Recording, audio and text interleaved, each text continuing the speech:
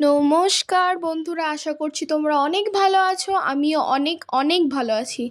আবার আমি চলে এসেছি একটা রান্নার ভিডিও নিয়ে। আজকে আমাদের বাড়ি চিকেন হচ্ছে, সেই উপলক্ষে আমাকে রান্না করতে দিয়েছে, এই জন্য আমি রান্নাটা ভিডিওটি শেয়ার করছি। অবশ্যই তোমরা প্রথম থেকে শেষ পর্যন্ত দেখতে থাকবে আমি কীভাবে কী পদ্ধতিতে আমার মতন আমি চিকেনটা রান্না করি। আমি আদা রসুনটা পেস্ট করে নিয়েছি ভালো করে, মানে পাটায় বেটে নিয়েছি ভালো করে। এইবার আমি শুকনো লঙ্কা কটা বেটে নেব ভালো করে, একদম পুরো নিমিষ করে বাটতে হবে যেন পুরোটা, তাহলেই আসল মাংসর টেস্টটা আসবে। আমি এটাও বেটে নিচ্ছি। এবার এটাও আমি তুলে নেব বাটিতে। এখানে আমি আলাদা আলাদা করে বেটে নিচ্ছি, তোমরা পারলে একসাথেও বেটে নিতে পারো, অসুবিধা নেই। আমাদের বাড়ি মিক্সারটা খারাপ হয়ে গেছে, ওই জন্য। এখন আমি দিচ্ছি লবণ, হলুদ দিয়ে মেখে নেব, আর একটু দিয়ে দেবো সর্ষের তেল দিয়ে আমি হালকা পাতলা করে মেখে নেব। এটা আমার মতন করে আমি রান্না করছি, কে কেমন করো অবশ্যই কমেন্ট করে বলবে। আমার এটা মাখানো কমপ্লিট হয়ে গেলে আমি এটাকে ঢেকে রেখে দেবো যতক্ষণ পর্যন্ত, আমার 10 মিনিট রাখতে পারো। আমি একটু কাজ করবো, ওই জন্য ঢেকে রেখে দেবো 10-15 মিনিট। এবার আমি পুরো ডাইরেক্টলি কড়াইতে চলে আসলাম, সর্ষের তেল দিয়ে দিলাম। একদম গরম করতে হবে সর্ষের তেলটাকে পুরোপুরি ভালো করে। তারপরে তেলটা গরম হয়ে গেলে আস্তে আস্তে আলু ছেড়ে দিতে হবে। অবশ্য আমাদের বাড়ির সবাই আলুটা পছন্দ করে, এই জন্য আমরা আলুটা একটু বেশিই দিই। তারপরে একটু হলুদ, একটু লবণ দিয়ে ভালো করে ভেজে নিতে হবে, যেন আলুগুলো লাল লাল করে ভাজা হয়। আমি অবশ্য এখন ভাজছি আলুটাকে, আমি ভালো করে একদম লাল লাল করে ভেজে নেব। মাংসতে আলুটা লাল লাল করে ভাজলেই বেশি ভালো লাগে, আমার যেটা মনে হয়। এখন আমার পুরো লাল লাল করে ভাজা হয়ে গেছে, আমি আলুটা তুলে নিচ্ছি।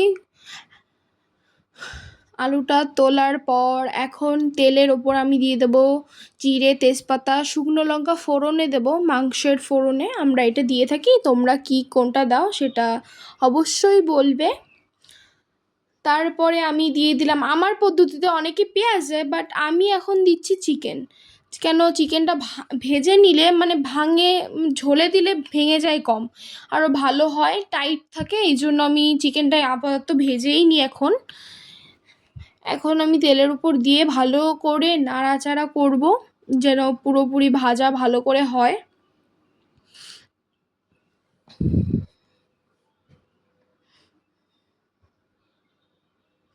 অনেকে পেঁয়াজ রসুন ভালো করে কষিয়ে দেয়, কিন্তু আমি নর্মালি এখন এরকমই করি, এটা আমার মতন করে। তারপরে আমি পেঁয়াজ দিয়ে দিলাম উপর থেকে, এটা এর সাথেই ভাজা হয়ে যাবে ভালো করে, একদম কোথাও কিছু থাকবে না, একদম তেলের সাথে মাংসের সাথে হয়ে যাবে। তারপরে আমি টমেটোটা দিয়ে দিয়েছি, টমেটোটা দিয়ে খুব ভালো করে রান্নাবান্নার কি বলি, একটু মিস্টেক হয়ে যাচ্ছে বন্ধুরা, কিছু মনে করবেন না। ভালো করে একদম নেড়ে চেড়ে, ভালো করে নেড়ে চেড়ে একদম ভাজা ভাজা করে নিতে হবে। তারপরে আমি আরেকটু নাড়িয়ে দিচ্ছিলাম, একটু লেগে লেগে যাচ্ছিলো। অবশ্য কিছু দেওয়া হয়নি, খালি চিকেনটা তো, এই জন্য একটু বারবার নেড়ে নিতে হবে। তারপরে আমরা পরিমাণ মতন আদা রসুন পেস্ট করা ছিল, আমি সেটা দিয়ে দিচ্ছিলাম। তারপরে লঙ্কা কে কেমন খেবে সে তার মতন দিতে হবে, বাট আমাদের বাড়ি অনেকটা লঙ্কা খায়, সেই হিসাবে আমি দিচ্ছিলাম লঙ্কাটা।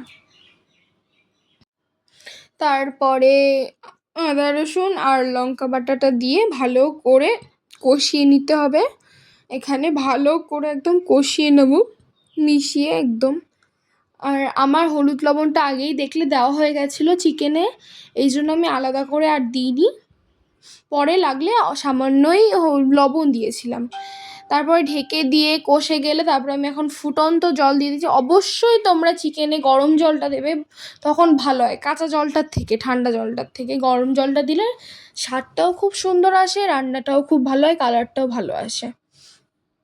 একদম সিম্পল পাতলা ঝোল করব গরমের মধ্যে, এই জন্য একদম সাটল করে একদম হালকা পাতলা ঝোল করব চিকেনে, সেটাই। এরপরে আমি কিছু ক্লিপ নিয়ে নিচ্ছিলাম, যে দেখছি কেমন হচ্ছে হ্যান ত্যান করে। তারপর আরেকটা ক্লিপ নিলাম, যে কিছু ভিডিও করে রাখা যাবে। এইগুলো করে নেওয়ার পরে তারপরে আমার এই ফাইনাল লুকটা কেমন হয়েছে তোমরা অবশ্যই জানাবে। খেতে খুবই টেস্টি হয়েছিল। আর প্লিজ ফলো, লাইক, শেয়ার করবেন। আবার আসবো, বাই।